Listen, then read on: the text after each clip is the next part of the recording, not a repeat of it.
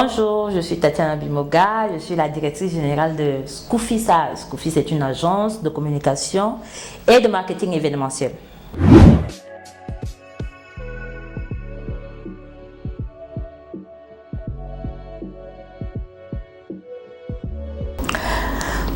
L'idée de ma start-up. Scoofi, à la base, c'était un projet. Donc, avec plusieurs concours que nous avons passés, on a mûri l'idée et avec les différentes casquettes, le projet il a mûri et il est devenu ce que c'est aujourd'hui, une agence de marketing et de communication.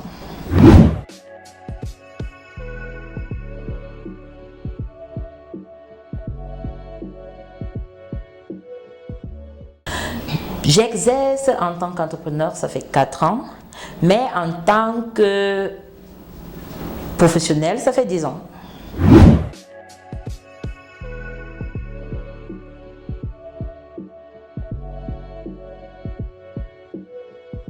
Pourquoi je me suis lancée dans mon domaine? Bon, voilà, mon domaine, il est assez palpitant et un domaine intéressant. Pourquoi? Parce qu'aujourd'hui, on peut être dans la peau d'une couturière, demain d'un médecin. En fait, c'est un métier en fait, qui nous permet de toucher des domaines sensibles en fait, de tous les métiers. C'est un peu comme un acteur, vous voyez. Aujourd'hui, on a plusieurs casquettes. Aujourd'hui, on est infirmière, demain, on est actrice, demain, on est mère au foyer et tout. Voilà, c'est vraiment très intéressant. Voilà pourquoi.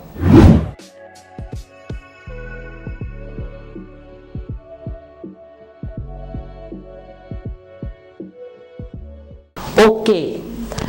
Au quotidien, nous avons plusieurs challenges, mais le challenge principal, c'est déjà de pouvoir éduquer notre communauté. Nous sommes dans un marché qui est concurrentiel. On doit pouvoir se démarquer et tirer notre épingle du jeu. Et ce n'est pas facile. Pourquoi? Parce que tout entrepreneur sait ce que c'est de pouvoir se démarquer dans un milieu qui est concurrentiel, surtout quand on est un nouvel arrivant. Donc, notre challenge, c'est d'asseoir notre notoriété, de montrer en fait notre élan de créativité qu'on apporte, le plus qu'on apporte à notre clientèle et ce qu'on voudrait aussi offrir en fait à notre auditoire.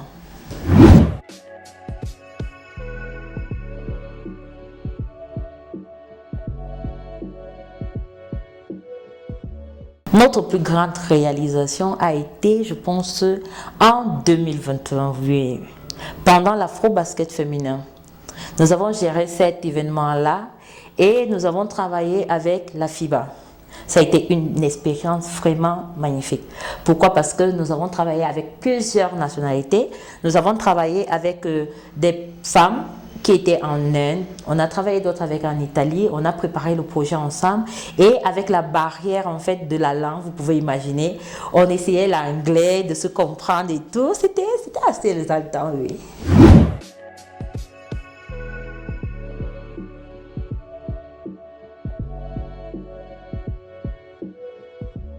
En tant que jeune start-up, notre plus gros challenge a été, comme je l'ai dit précédemment, c'est d'asseoir notre notoriété, de faire comprendre déjà à notre cible que nous sommes là et de leur montrer en fait qu'est-ce qu'on peut leur apporter de nouveau. Nous faisons dans le branding.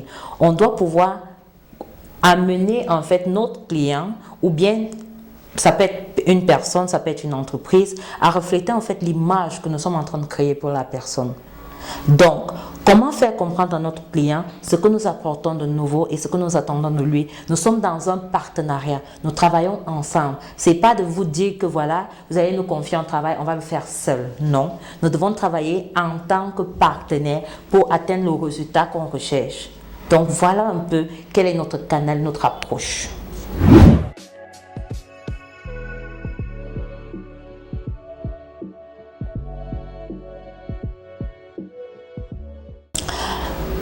Mon parcours professionnel, il est assez divers. Donc, j'ai commencé par les séries littéraires, j'ai eu un bac A. Ensuite, je suis allée en sciences économiques, ne me demandez pas comment, c'était bizarre moi-même, je ne sais pas. Ensuite, j'ai eu un DSS en gestion des établissements financiers et bancaires. Et j'ai fait des formations en communication et en marketing. Et d'autres encore, voilà.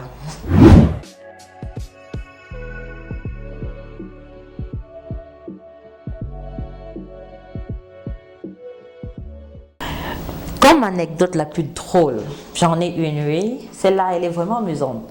Lors d'un événement, on a la machine qui lance les confettis. Donc, 20 minutes avant la fin de l'événement, on doit lancer les confettis. Tout le monde attend. Après, on m'appelle, on me dit, voilà, la machine, elle a explosé. Qu'est-ce qu'il faut faire? Le client, il est tout paniqué. Il dit, Tatiana, est-ce que ça va aller? Je lui dis, non, ça va seulement aller. Il n'y a pas de problème, ça va aller. Il me dit, comment? Je lui dis, non, ça va aller. Et je me mets à rire, parce que j'aime bien rire. Alors, l'autre gars, il est sous la pression. Il a envie de s'arracher les cheveux et tout. Et il ne comprend pas comment on peut rire dans un moment pareil. Pourtant, moi, je vois que, en fait, ce sont les couacs de l'événementiel, ça arrive tout le temps. Alors, à 22h, on a couru partout pour pouvoir mettre le gaz dans la machine et on a pu lancer les confettis sur les photos. C'était magnifique. Sur les vidéos, c'était magnifique. Mais à la fin, nous, on savait ce que c'était. On en a ri pendant des semaines.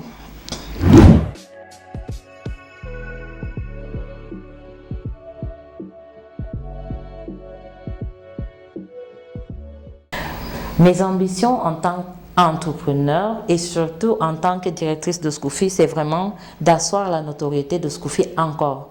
On a fait des choses vraiment grandioses en temps et nous sommes au Cameroun, nous sommes au Sénégal, nous sommes en Côte d'Ivoire, nous sommes en France, on travaille également au Tchad. C'est quelque chose d'impressionnant. On ne savait même pas en commençant qu'on pourrait aller aussi loin. On espérait, mais on ne savait pas qu'on le ferait. Donc, on veut aller un peu plus loin. On veut ouvrir des succursales, why not? On veut être concurrentiel et on veut concurrencer sur le marché des grands, voilà.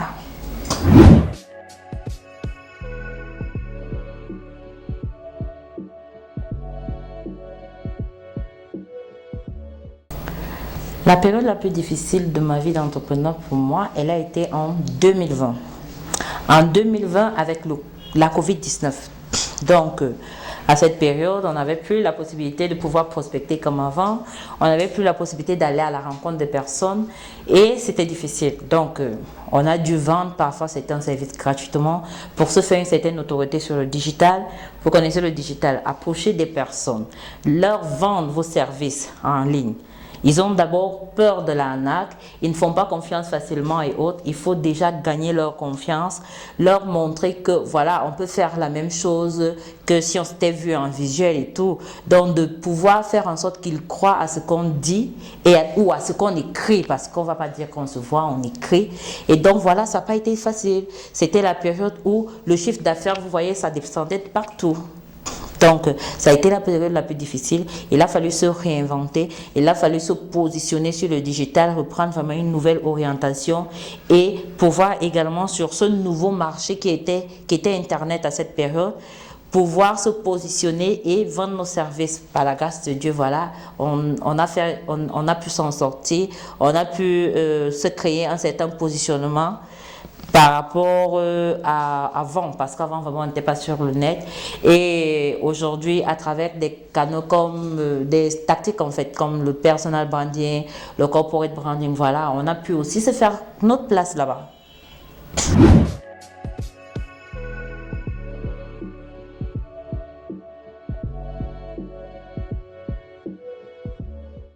Pour moi, je m'adresserai particulièrement à la jeune fille parce que je m'identifie à elle. Je suis une femme, je m'identifie à elle. Donc voilà, je lui dirais voilà, on ne doit pas se mettre de limites. Tout dans la vie, c'est le travail et la détermination. C'est vrai, on se dit, voilà, on a besoin de relations, on a besoin que les personnes nous ouvrent des portes et tout. Vraiment, on en a toujours besoin, on a besoin d'un réseau. Mais c'est à nous de créer notre réseau et aussi de ne jamais oublier que c'est le travail qui fait le tout. Si on veut atteindre un certain niveau d'excellence, on doit être exigeant envers nous-mêmes. D'habitude, je dis aux personnes, voilà, je travaille 20 heures sur 24 ou 22 heures sur 24. Ils ne comprennent pas pourquoi. C'est parce que le niveau que j'offre à ma clientèle, je dois pouvoir me donner un certain degré d'exigence pour l'atteindre. Et si je ne le fais pas, mon travail sera médiocre. Donc voilà, travail, détermination et vraiment rester focus sur ce qu'on cherche et sur ce qu'on veut. Voilà. Donc, merci de m'avoir invité à Startup In. C'était un plaisir d'être là, d'échanger et de partager un peu. Moi, j'adore le partage. Donc voilà, merci.